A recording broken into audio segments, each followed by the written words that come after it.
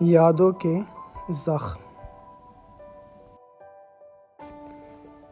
بادلوں کے گرجنے کی آواز سن کر وہ اٹھا اور کھڑکی بند کر دی۔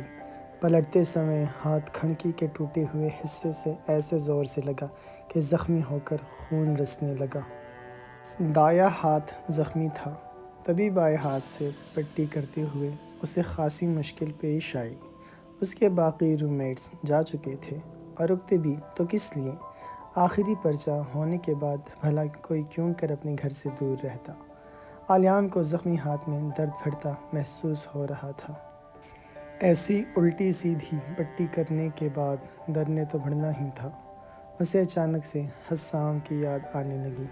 پچھلی بار جب اسے اسی کھڑکی سے چوٹ لگی تھی تو کیسے حسام نے اس کی پٹی کی تھی اور اس کی لاپرواہی پر اسے خوب سنائی تھی۔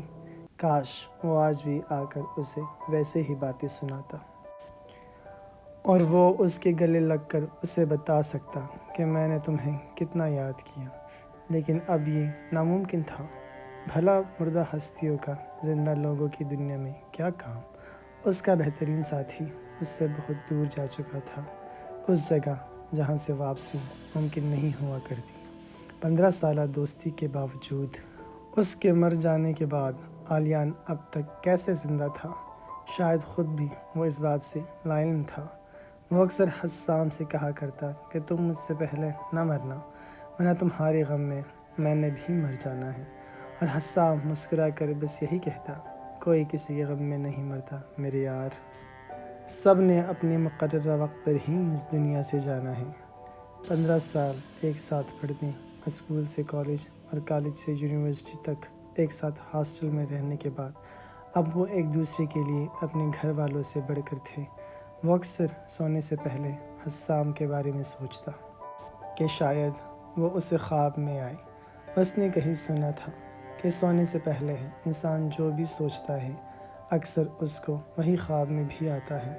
حسام کی یاد اسے افسردہ کر دیتی اور آنسو اس کا چہرہ بھگو ڈالتے، اور ایسا کیوں نہ ہوتا؟ آخر رشتہ جو دوستی کا تھا اور اسی دوستی کا ثبوت دیتے ہوئے تو حسام نے اس کی زندگی بچائی تھی۔ عالیان کی خاندانی دشمنی جو محض ایک کنال زمین پہ برسوں سے چل رہی تھی حسام کو لے ڈوبی۔ ایک دن یونیورسٹی سے ہاسٹل جاتے ہوئے جب کچھ لوگ چلتی کار سے نشانہ بنا کر عالیان کی موت کے درپے ہوئے تو حسام نے اسے بچاتے ہوئے اپنی جان گنوائی۔ بعد میں معلوم ہوا کہ یہ وہی لوگ تھے جن سے عالیان کے خاندان کی پرانی دشمنی تھی۔ کاش آج عالیان کی تمام دولت، تمام زمینیں کوئی لے کر اسے اپنا ہمدرد اور جانثار دوست لوٹا دیتا، لیکن اب یہ ناممکن تھا کیونکہ حسام کی جان ایک جاہلانہ سوچ کی بھینٹ چڑھ چکی تھی۔